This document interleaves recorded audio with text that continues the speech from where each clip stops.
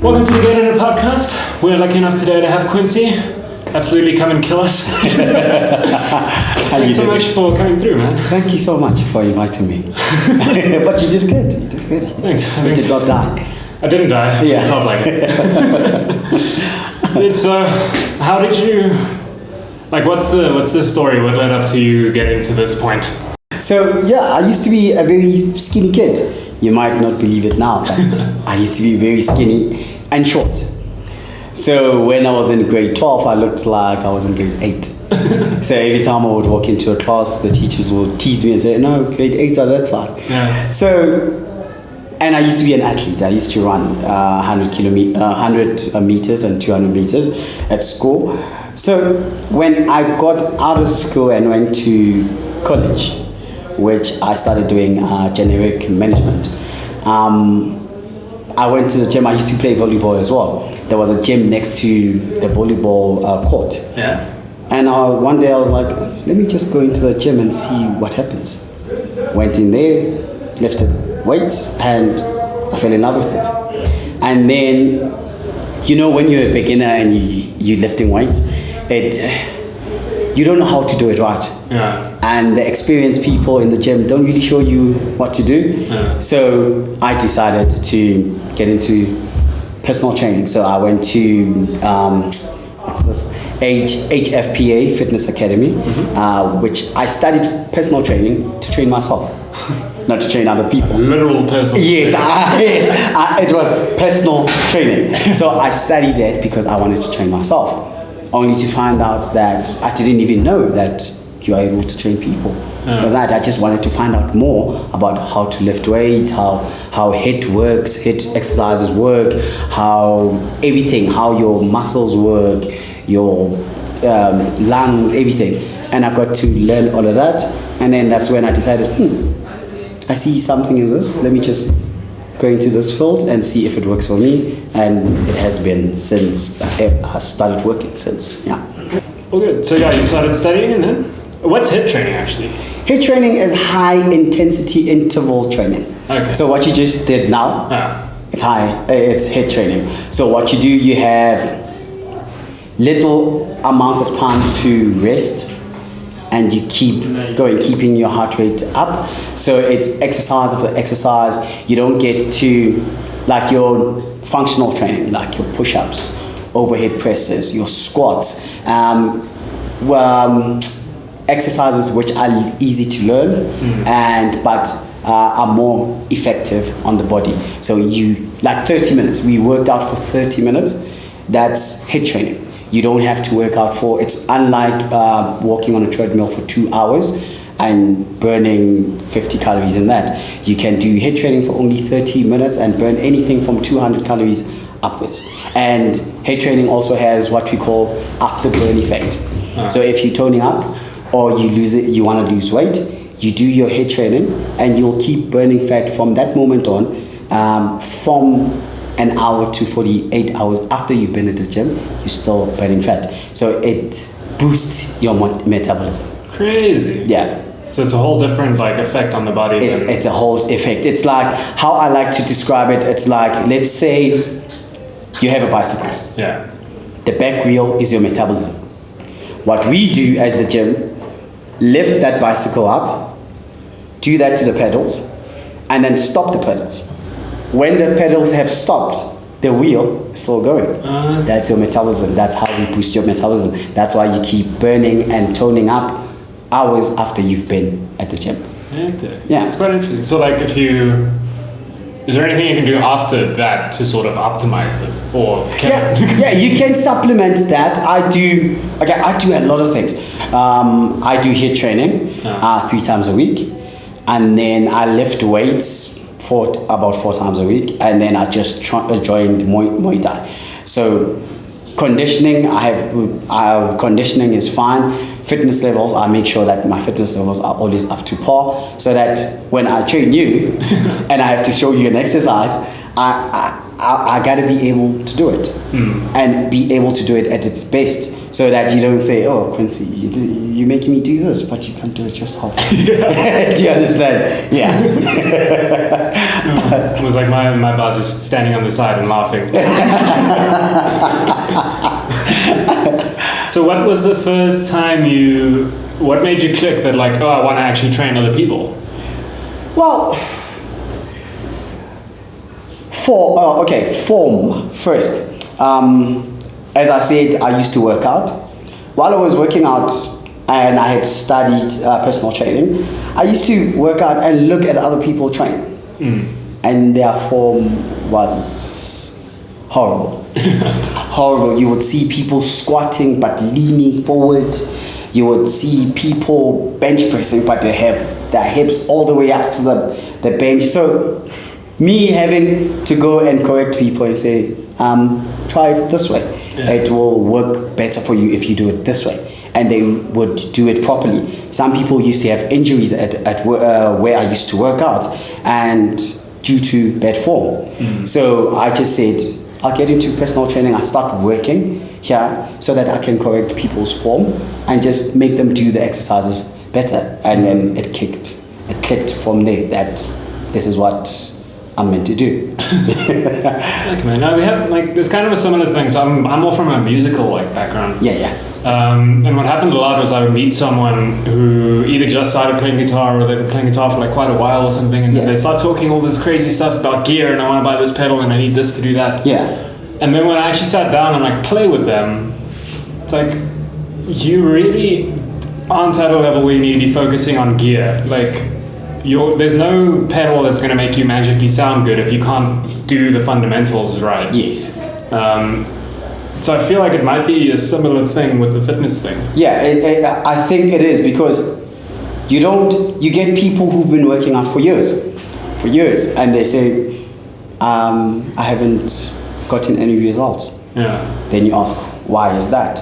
You get people who say, I can't squat because I have bad knees. You have to investigate. Why is that? I have back problems. I can't deadlift. Why is that? And then you say to them, do a deadlift. Let me see how you do it. Then you end up seeing that person rounding up their back instead of arching it in. Yeah. They round it up. Then you're like, that's what is causing your back problems.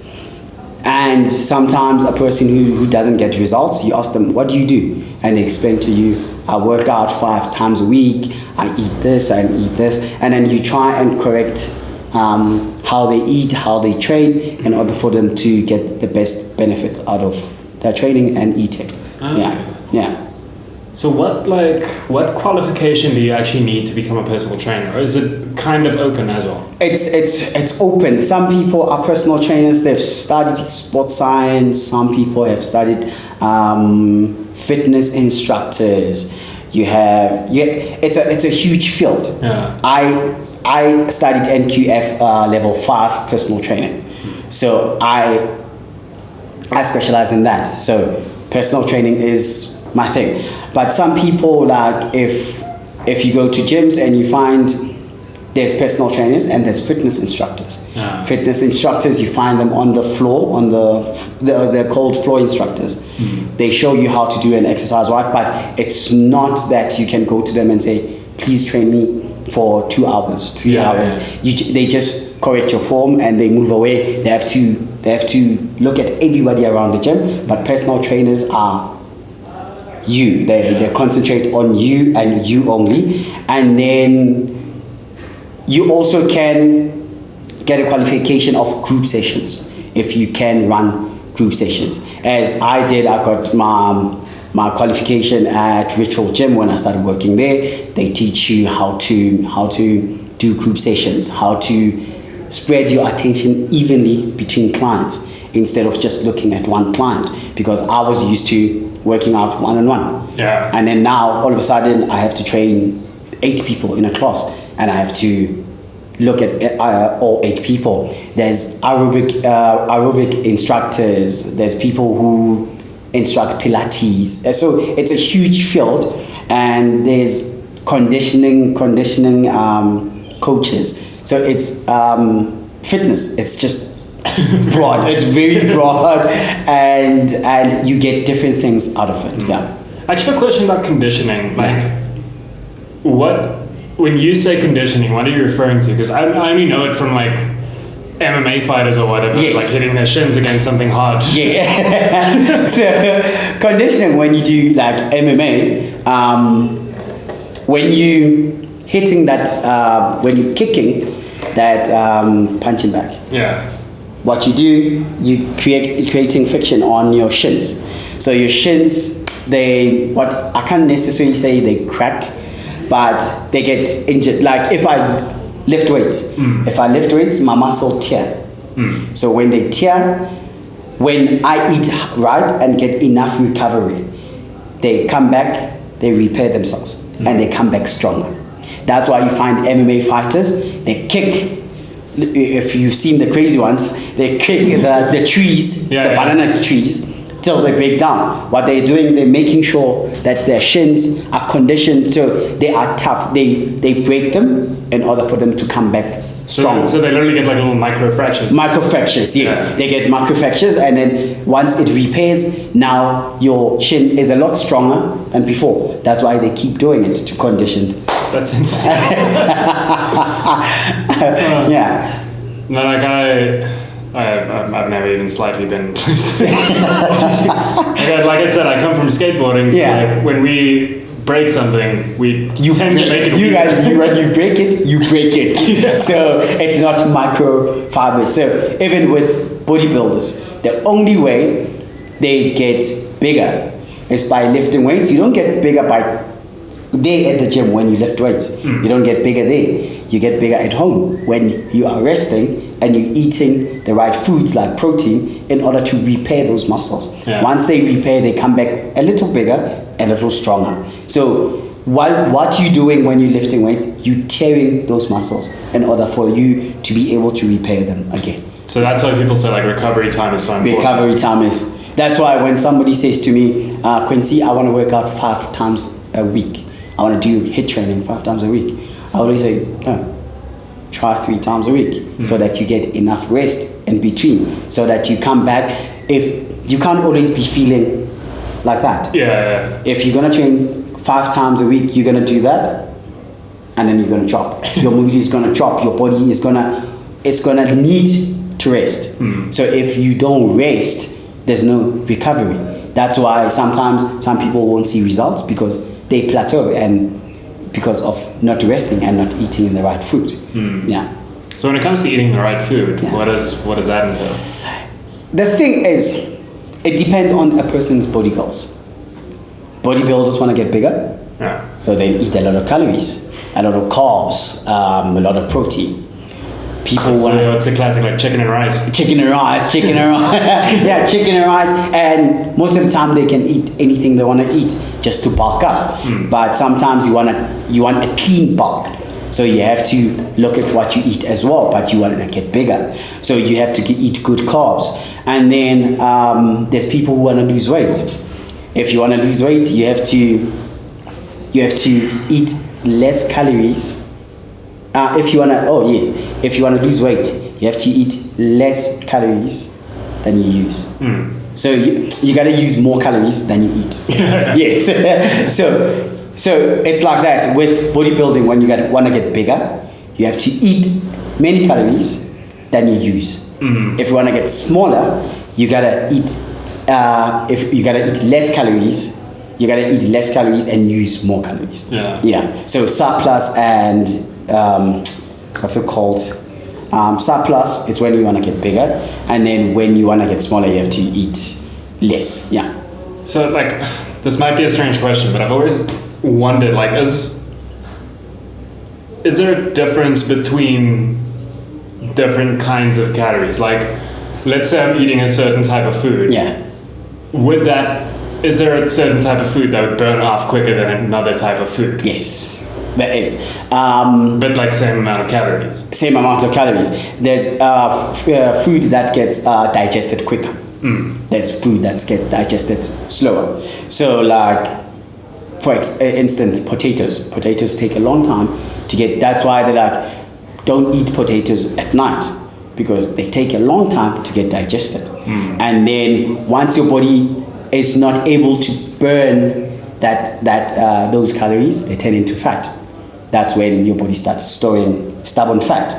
So yes, you can eat different foods.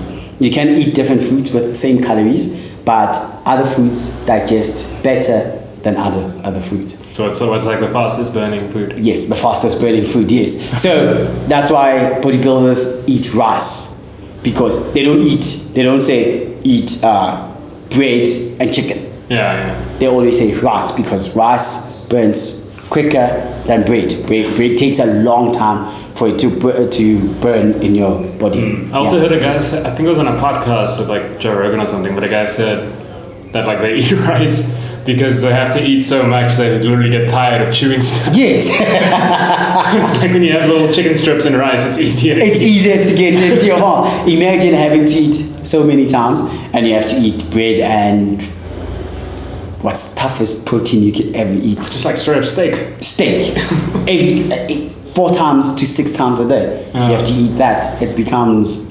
Once they're a challenge at a restaurant. And I think rice and chicken strips are the cheapest to get, of course. than getting salmon and basmati rice. Yeah.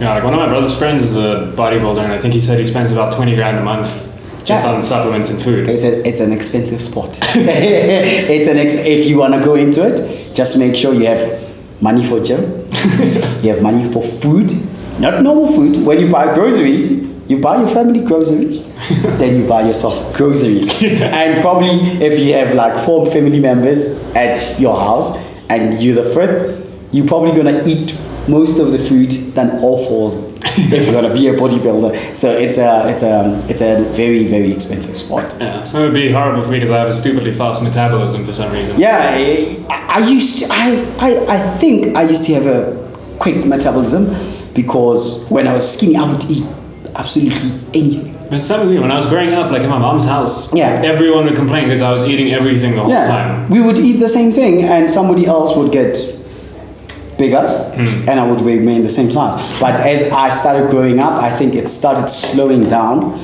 so it became much more easier for me to get size. Yeah. No, I've actually considered like starting to do some fitness. I think I've been like the exact same size since I was 16. 16. Wow. People will die for that. It's frustrating for me though. Like I've been trying to pick up weight, but why? Why do you want to pick up weight? It's more for me. Okay, 2 reasons. So I get extremely cold. Yeah, because you don't have fat. And the other thing is, and this might sound silly, but when you fall in skateboarding, it's a lot better to fall on some muscle than fall straight onto some fat. Yeah. Sure, I can imagine that. You falling straight on the body. Okay. It's just like you want to have a little bit of you extra. need a cushion. Okay, a bit of a cushion. Oh, I understand. Yeah, makes sense. So like, what would be what would be the best type of training for someone like me to start picking up weight? I would say lifting weights. Lifting weights would be the best for you because if you started running or doing high HIIT training every single day or 3 times a week, you're gonna burn fat, you burn calories easily. So you need something that's gonna challenge you, build lean mass. So you wanna go for lean muscle mass. You wanna get as many calories into your body as you can so that you can get bigger. So if your body a day uses, let's say, for example, if it uses 4,000 calories, in order for you to gain mass, you gotta eat 6,000 calories. So that 4 is burnt, 2 is remaining. That 2 is the one that's gonna get you a little bigger. But you won't just go boom and be big. It's gonna come slow, and slow is good because once you get big quicker, it's mostly fat. But if you go little, it's going to be mostly muscle mass. So when people say water weight, what are they talking about? Water weight, I think water weight is the water you carry. The water you carry in your body. Remember they said 70% of our muscles are made out of water. So I think, I'm not sure about that, but water weight. Because it's like, in context, I have this autoimmune thing with my eye. Yeah. And the treatment for it's cortisone. Yeah. So cortisone, of course, is a steroid, so it makes you eat like crazy. Yeah. And then, like, I noticed, because it takes about a month for me to recover from it, so then I'm on quite a high dosage of cortisone for that month. Yeah. I do pick up weight throughout that month. Yeah. And, like, without training or anything, I can see my arms getting bigger, but then within 2 days afterwards, it's gone. Water retention. Water retention. Water retention. So you have water retention in your body. That's why you seem a bit heavier. Like bodybuilders, when they go compete, they take what we call diuretics. Yeah, if I'm not mistaken. Diuretics, and they take that's to take out water from their bodies. That makes them weigh less. So you see them lean and hard. It's because they took those pills to flush out all the waters in their body, so they weigh less. So when you go to a competition, obviously you want to weigh as much as you can, but look as big as you can. So if you have water retention, too much water retention, you're gonna weigh more, and you have to go with the higher weight class. So yeah, I think it's water retention that's making you probably. That's interesting, man. Yeah. So obviously we're all in a bit of a strange we've been in a bit of a strange situation since last year. Yeah. Like how there's a couple of questions on this one, but how was the start of the lockdown for you? Horrible. I'll be honest, it was because gyms were said to be the hotspot of COVID, and gyms closed first before anything else. And remember, with gyms, if there's no clients, if you're not training anybody, you're not getting any money in. So once lockdown started, it really affected the fitness industry bad, because you couldn't train people, you couldn't go to work, you're just sitting there hoping that something comes up. So yeah, it was bad. It's kind of such a like catch-22, because it's almost like being healthy and being fit is even more important right now. More important, yeah. Like you say, the first thing to go. Yeah. Where I think everyone's crying sort of about bars being closed and not being able Yes, and with gyms, you needed, as they said, you needed to be active, to keep active, to be able to fight the virus or that. But because gyms closed down and people were forced to sit at home, it's not easy working out at home. It's not when you at home and you're not at the gym. Trust me, the right motivation is hard to get. It's hard to get. So yeah, that's why they opened up and said people are now allowed to jog. To jog, because they saw that people are just sitting at home, and if you're sitting at home and not doing anything, your immune system becomes compromised. But if you active and you're working out, your lungs are used to breathing, are used to being under pressure, then you are able to, if you get the virus, I'm not saying it's easier for you to fight it, but at least you have the mechanism to fight the virus. But if, like a fit person, if they get COVID, and then an obese person gets COVID, because that fit person is used to breathing heavily, being able, their heart rate is used to being highly elevated. It's much more easier for them to fight the virus than the obese person, because the obese person is not active and their immune system is compromised, so they're gonna suffer from that. So yeah, I guess especially people with diabetes, I know as well, is like a very high risk. Yes. It's crazy, man. So everybody just needs to keep fit. Everybody needs to do something, take a walk, run. But it's also a mental health thing. Like, I think that was a big reason of why they opened jogging at the start of lockdown as well, because people were just going crazy. You trust me. As a personal trainer, and I had to sit at home, not work out. Tried to work out on my own, and if it was difficult for me as a personal trainer, I can imagine the next person, the average person, if they have to get out the sofa and just work out there, it's going to be harder for them. They probably don't know what to do at home, what exercises would be good for them, and yeah, it was bad. Let me just say that lockdown was bad on everybody. Yeah.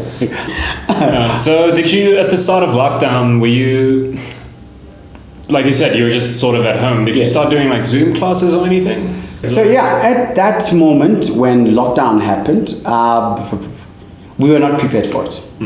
I don't think anyone was. Yeah, we were not prepared for it. So it was kind of hard to, because our clientele was at the gym. And everything was stored at the gym, every contact numbers, emails and stuff. So I was still working for Ritual Gym at that time.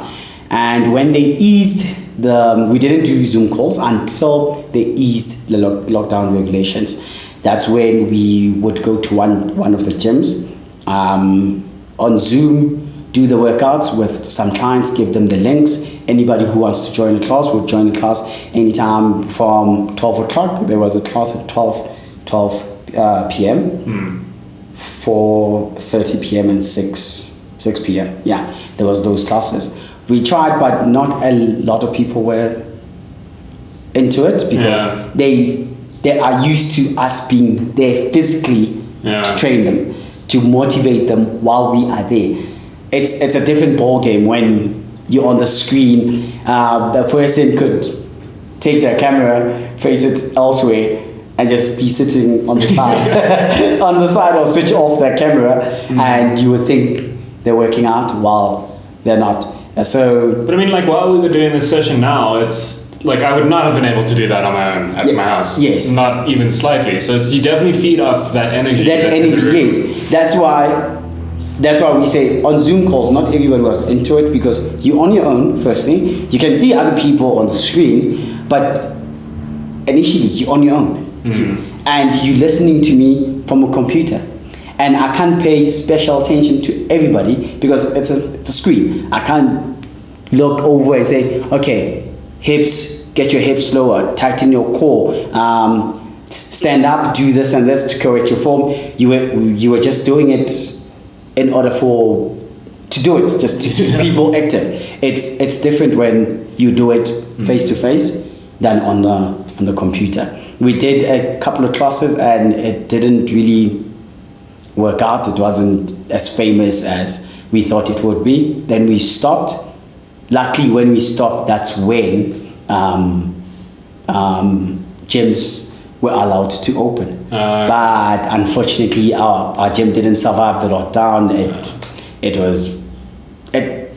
It couldn't survive because rent had to be paid. Remember, with clients, if you have clients and they're paying a monthly fee, if they're not working out, that you're not supposed to be deducting that fee because they're not working out, they're sitting at home. So there's rent to be paid, there's staff. When the staff can't be paid, so luckily enough our gym was registered with a UIF, and then we got a portion, a small stipend. We got a small stipend to at least buy something, not literally not have anything in the house like groceries or anything. And then we came back, we tried to recover from lockdown for a month or two, but it didn't work out. The gym had to close down. Yeah. There's a lot of industries that got hit so hard. We count our lucky stars every day that we're still here. Yeah. And Ritual, I used to work for Ritual Gym. It was open in 2019, if I'm not mistaken. That's relatively recent. Yeah, the first one opened in Ilovo, Throp Center. And then the second one, which I was based at, it opened in Fourways, Pine Slopes Boulevard. The Fourways one had just finished a year. So we had to close both branches. So there were only 2 in South Africa. So we had to close both branches and move on from there. Crazy. Yeah. And so since then you started a whole new sort of... Yeah, since then the clients I've been training at Ritual, I got in contact with them and asked them if they would be interested in me training them from their own homes. And some were skeptic, and because of the COVID, It's hard to trust somebody from outside to come into your own home and train you there. You have kids, you have other family members. Yeah, so grandma or grandpa. You have grandma or grandpa, so you don't want somebody from outside to come in with the COVID. That we understood, but some clients were open for it, and we train you. We can train you at the garage, your own garage, your backyard. We can train you at the park if you want to, as long as you don't mind training in front of people. If you're at the park and then you don't mind people watching you from a distance while you're training, we do that. So yes, we open up. I call it Infinity Fitness Training. So there'll be a link in the description. Yeah. So we train you at your own home.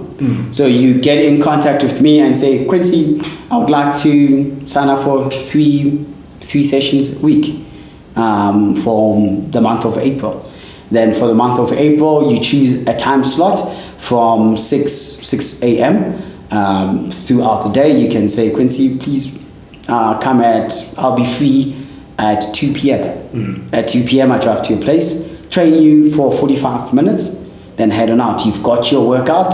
We have equipment. We have all the equipment you need. Our workouts are personalized, so we can train each and everybody, from a person who's never stepped into a gym before to a person who's an athlete who can run com weights and anything. We can train literally everybody. Everybody. So we bring it's easy movement. We bring dumbbells, we bring kettlebells. If you have suspension trainers at your house, or you have rings or pull-up bars, you just let us know. This is what I have at my place. Could you incorporate a workout that's gonna put those exercises in? And we do that for you. We come different workouts every day, so you don't have to worry that I'll be doing the same thing again and again and again and again. We change it up. So sometimes you'll be doing strength training. Sometimes you'll be doing head training only. Sometimes you mix the two, strength training and fitness training. Sometimes if you are interested in just boxing, but it's not professional boxing, it's just boxing to get fit. Like, throwing your jabs, throwing your hooks, just going to exercise, doing your abs and skipping, stuff like that. We also do that as well. Yeah. Cool, man. Like that sort of ties into this, but like, what would you tell someone who really wants to get fit, but they hate sort of traditional training or going to the gym? Like, how do you sort of tailor it to someone? Well, before we start with the session, I would sit you down and ask you, what do you often do at the gym? You tell me, I walk on a treadmill for an hour, I try to lift weights and do this and do that. Hence why our sessions are so short. They are short, that we can get everything done in a short space of time and then head on out. If you don't like doing it, if you don't like working out at your conventional gym, come to us. We'll train you and see a couple of sessions. You'll train 5 or 6 sessions. And I can guarantee you won't like it while doing it. But after you do it, trust me, you'll feel so great. You did it today. I was about to say, while we were doing it, it felt like it took forever, and it was horrible. It took forever. Now looking back, it's like it was a snap. It was and now I'm fine, and I feel pretty good. Because if you look at most people at the gym, if they say they will work out 2 hours, that 2 hours you're not really working out. You're on your phone. You go to fetch water.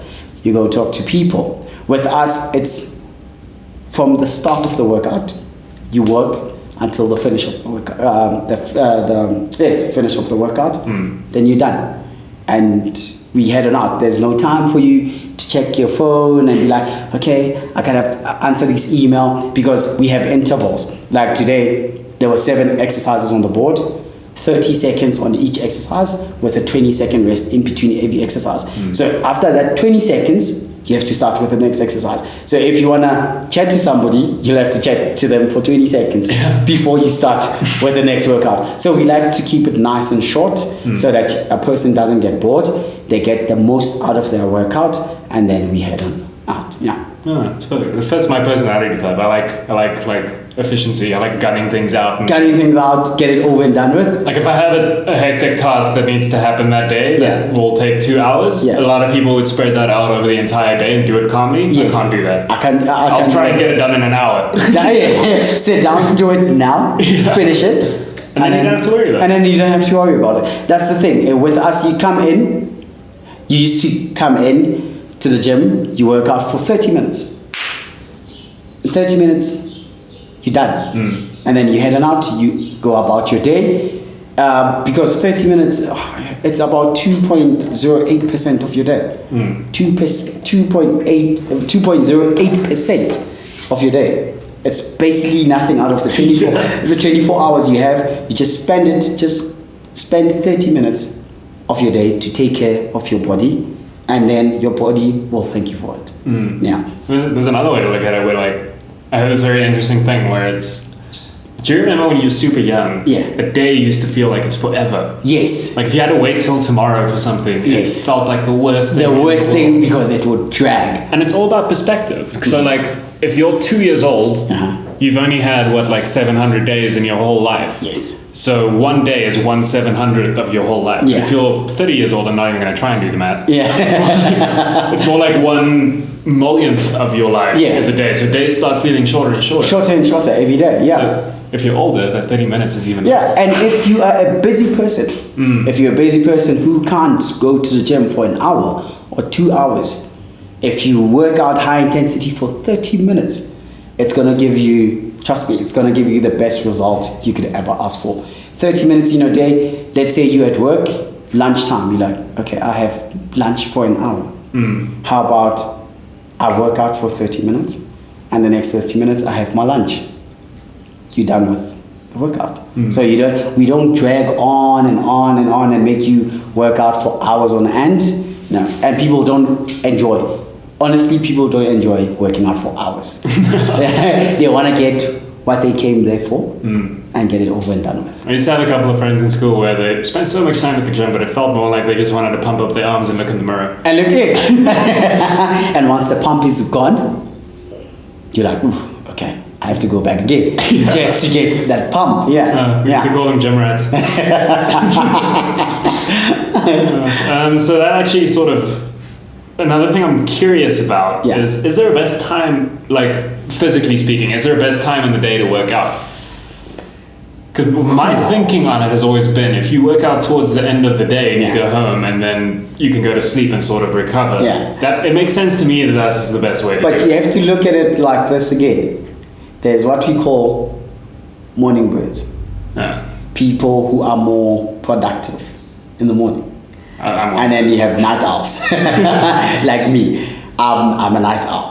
I work out best in the afternoon. I feel in the afternoon I've got more energy because I've eaten, I've done a few things, so I've got more energy in my body. In the morning, I'm just like, because I feel like my body's just woken up. It hasn't done much. There's people who literally prefer working out first thing in the morning. They prefer working out, and it works. I think I'm one of them. Yeah, and it works for them. And there's people who can't work out in the morning. They feel, I don't work out in the morning. I work out from 12 p.m. going. So there's people who enjoy working out in the afternoons. So you got to look at it like that. What kind of person are you? And when do you mostly have energy to work out?